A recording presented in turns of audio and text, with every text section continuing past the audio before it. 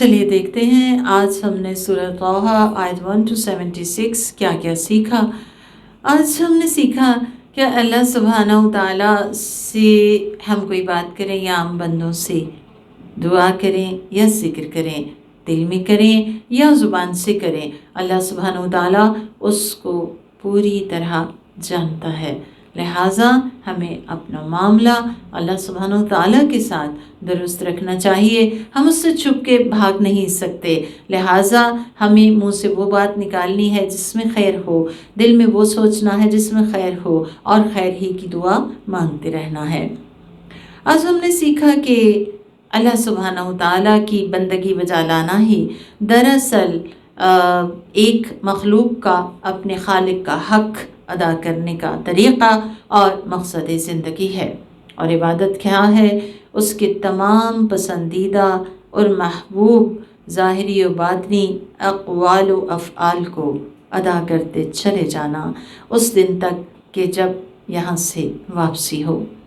آج کا ہمارا جملہ تھا اقیم الصلاۃ لذکری، کہ میری یاد کے لیے نماز قائم کرو۔ ہم نے اپنی نمازوں کو چیک کرنا ہے کہ کیا ہم واقعی نماز جو پڑھ رہے ہیں اس میں اس کی یاد ہے دل میں، اور اس کی یاد کے لیے ہم نماز پڑھ رہے ہیں، تو اس کے لیے بہت لازم ہے کہ ہم اپنی توجہ اس بات پہ رکھیں مرکوز کہ دراصل نماز اللہ سبحانہ و تعالیٰ سے ملاقات کا ذریعہ ہے۔ تو مجھے پتہ ہونا چاہیے کہ میرے دل میں کیا طلب ہے، میں اللہ سبحانہ و تعالیٰ کی ہستی کو اپنی سمجھ کے مطابق کس طرح سے اس سے فریاد کر رہی ہوں اور کیسے اس سے کنیکٹ کر رہی ہوں۔ تو ہم نے اپنی توجہ ادھر ادھر نہیں ہونے دینی اور قیامت کے دن سے غافل نہیں ہونا، اور اس کے لیے لازم ہے اس غفلت سے بچنے کے لیے کہ جن لوگوں کے اندر دو صفات ہوں ان سے ہم الرٹ رہیں۔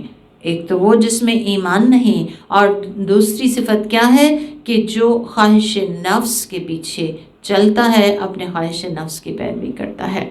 آج ہم نے بہت خوبصورت دعا بھی سیکھی موسیٰ علیہ السلام کی، رب اشرح لی صدری، اور یہ ہمیں اپنے لیے بھی مانگنی چاہیے۔ کسی بھی حوالے سے شرح صدر کا مانگنا، اور پھر اس کے ساتھ ساتھ اللہ تعالیٰ سے کام میں آسانی مانگنا، پھر اللہ سبحانہ تعالیٰ سے فیسلٹی مانگنا اور مہارت مانگنا جو کام بھی ہمیں کرنا ہے۔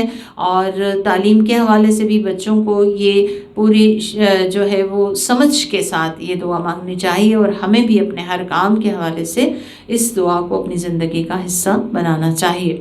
آج ہم نے یہ بھی سیکھا کہ اللہ سبحانہ تعالیٰ کسی شخص کو جب اپنے کام کا بنانا چاہتے ہیں تو اس پہ امتحان ڈالتے ہیں، اسے آزمائشوں سے گزارتے ہیں، پرکھتے ہیں، تو جو ان آزمائشوں میں پورا اترتا ہے اللہ سبحانہ تعالیٰ اسے اپنے کام کا بنا لیتے ہیں۔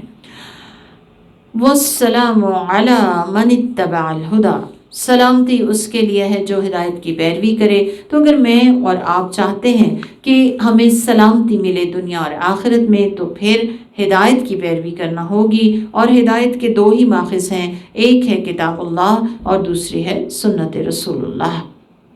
آج ہم نے سیکھا وَلَا يُفْلِحُ السَّاحِرُ حَيْثُ أَتَىٰ، جادوگر جہاں سے بھی آئے کبھی بھی فلاح نہیں پا سکتا۔ تو جادو کے حوالے سے، جان چھڑانے کے حوالے سے، اس سے نجات پانے کے حوالے سے اس آیت کا کثرت سے پڑھنا اور اس یقین کا دل میں پختہ ہونا بہت لازم ہے کہ جادوگر کے لیے فلاح نہیں ہے، چاہے وہ کسی کی بربادی کے لیے یا خرابی کے لیے کیا جائے یا اتار کے لیے کیا جائے، جادو سے بچنا چاہیے، کیونکہ جادو کرنا کفر کے مترادف ہے۔ اور آخری بات یہی ہے کہ اگر میں اور آپ بلند درجات چاہتے ہیں، درجات العلا، تو وہ اس کے لیے لازم ہے کہ اللہ سبحانہ تعالیٰ پہ سچا ایمان اور یقین ہونے کے ساتھ ساتھ اس کا اظہار ہم اپنی زندگی کو عمل صالح سے بھر کر کریں، یعنی ہمارے اعمال صالح ہوں۔